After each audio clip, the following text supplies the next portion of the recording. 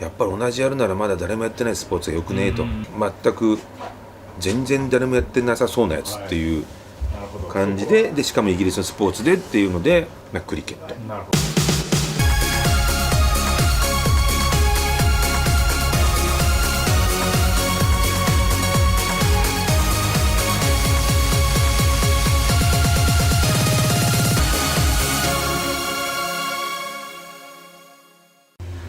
早速ですが、はい、よろしくお願いします。お疲れ様です。乾杯乾杯乾杯。じゃあ、今回のテーマとしては、なぜ松村さんがクリケットを始めたかっていうところを振り返っていきたいと思ってるんですけど、そうですね。とにかくよく聞かれますからね。はい、日本クリケット界の歴史を。そうですね。松村さんクリケット持ってきたとかね、いう説明の仕方する人いるんですけど、翔吾さん先生、大概翔吾君と翔吾周りの人がよく言われるんですけど、違います。それは違うよ。そうもうとっくのとおりクリケットが来てましたから日本にはね。松村さんが始めた頃には。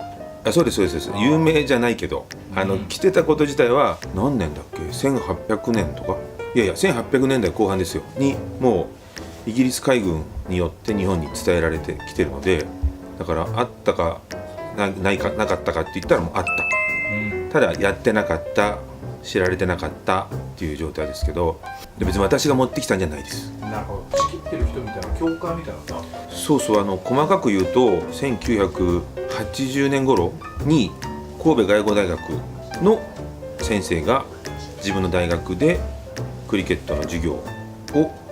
やり始めてた。インターネットもないし、もちろんホームページとかもないから広まってませんけど、学術的に研究されてる先生がいらっしゃって自分の学校の生徒に一部教えてたっていうのがあって、でそこにはあったんですよね。でその後ね、1987年かな、慶応大学の子がクリケットを関東では始めてたんですよ。慶応とかね、早稲田とかね、東大とかね、やっぱりスポーツもそうですけど全般なんですけど早いんですよね、日本でね。野球とかサッカーとかもそうですけど、日本クリケット協会っていうのは一応あったはあったんですよ。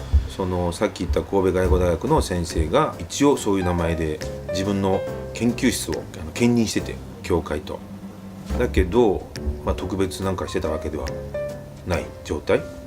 だから、クリケット協会としてはですね、1984年かなにもう ICC って国際クリケット評議会って英語でインターナショナルクリケットカウンセルって言うんですけど、そこには登録されてるんですよ。でその後僕らが1989年に僕らがあったのは中央大学なんですけど、中央大学でクリケットクラブを作ったと。で同じ年1989年に同時多発突然変異でもう一つ専修大学にクリケットクラブができたと。この3つが1980年代に関東でできたんだよね。それぞれ全く知り合いじゃなかったんだけど、突然変異で同じ時期に3つの大学ができてたっていう。で頃インターネット何回も言うけどないので、スマホとかもないので横の交流とか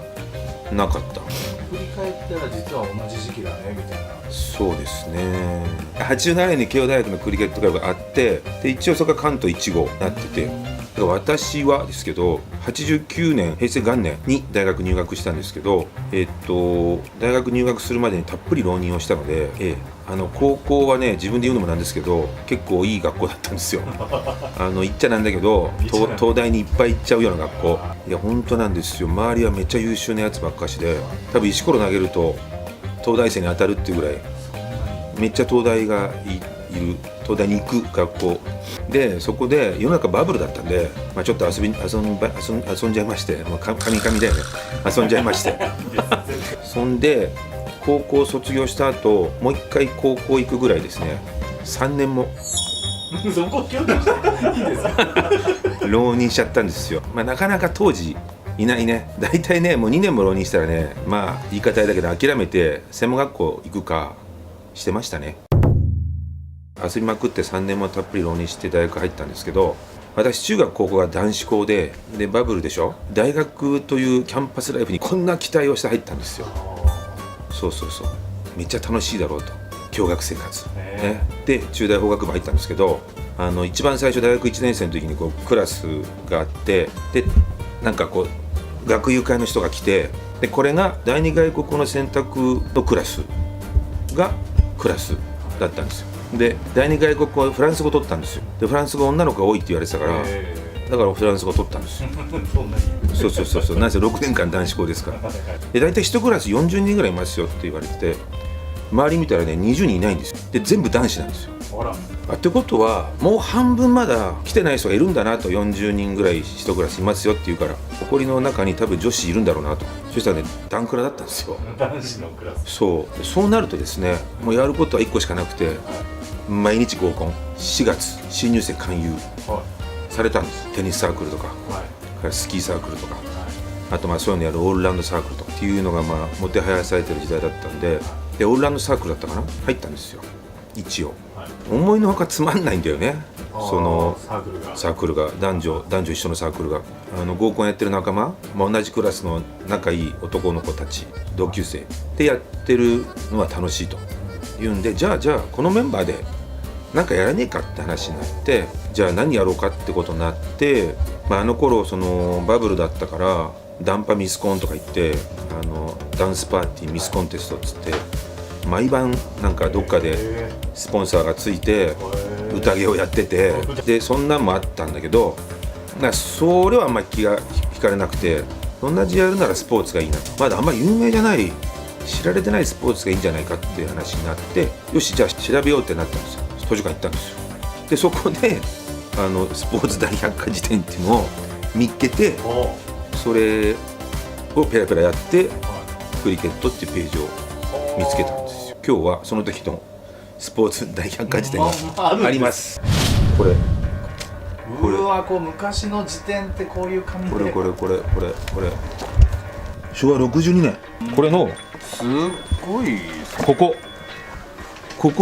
これがスタート。これを見て、当時の松村さんがこれを見て、我々がこれを見て、詳しく、よしこれをやろうと詳しく書いてあるけど、ルールに関してはここからこの辺までだよ。あ、そうなんですか。そう、あとはね、歴史とかね、歴史でほとんど歴史、最後用語集。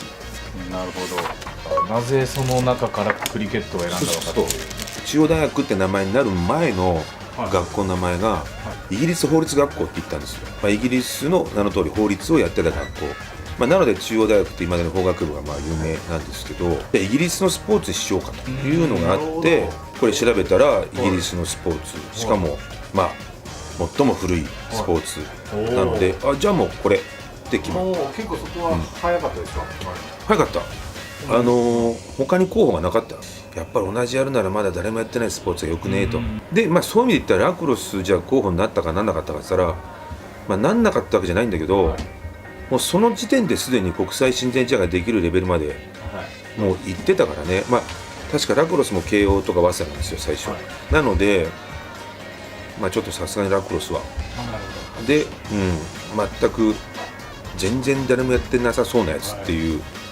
感じで、しかもイギリスのスポーツでっていうのでクリケットで、なんかその男子校で浪人生活経てやっと大学入ってみたいなと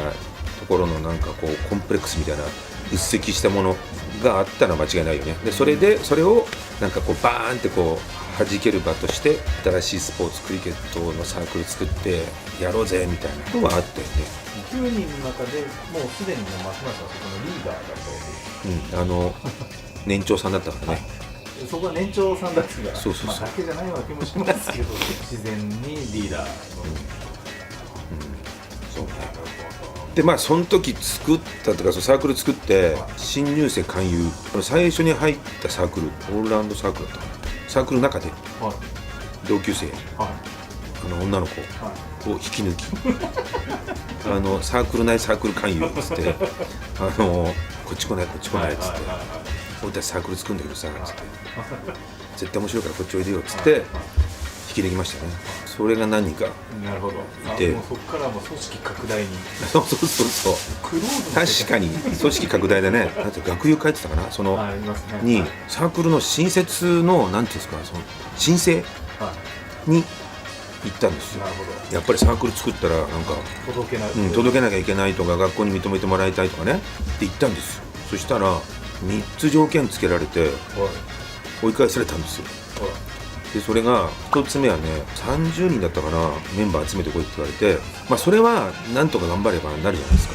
まだ、名前借りてもいいし。もう1個が4学年揃えてこいって言われたんですよ。でそれサークル1年生作ったからね、2、3、4、当然上級生ゼロなので、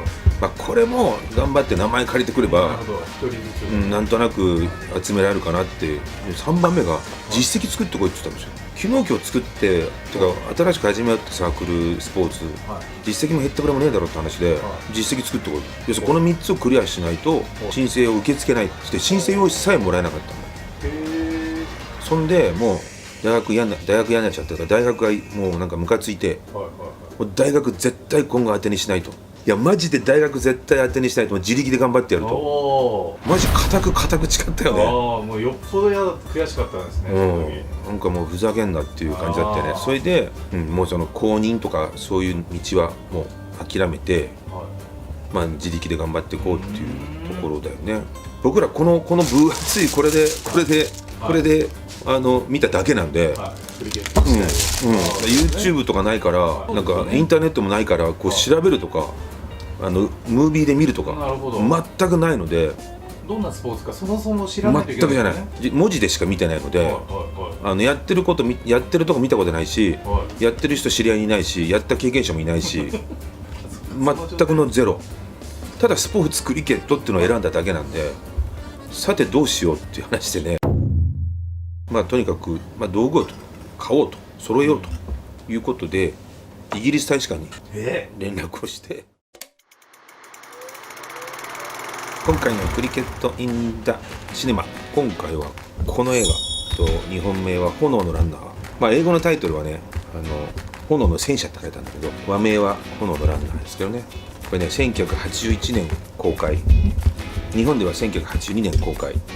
これ1924年のパリ大会でのイギリスのケンブリッジの大学生陸上選手が金メダルを取るという実話なんですけど、でこの一番最初のシーンにケンブリッジの大学のシーンがあって、でそこでクリケットをやってるんですよ。あと大学のサークル勧誘のシーンでクリケットクラブ入んないかとかっていうのは、全般通して大学生の格好がいわゆるクリケットセーター着てるんですよ。だからこれ初めて見た時、クリケット始めてから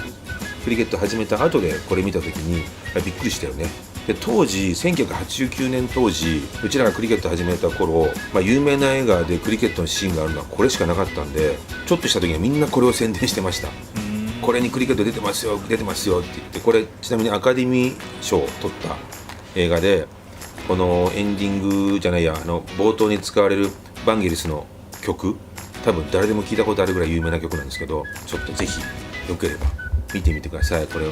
そもそもいい映画なんで、だからアカデミー取ったんですけど、いい映画なんで冒頭のシーンでクリケット出てきますから、クリケット知ってる人が見ると多分すごく面白いやり取りがあるんじゃないかなと思うんで、ぜひ見てみてください。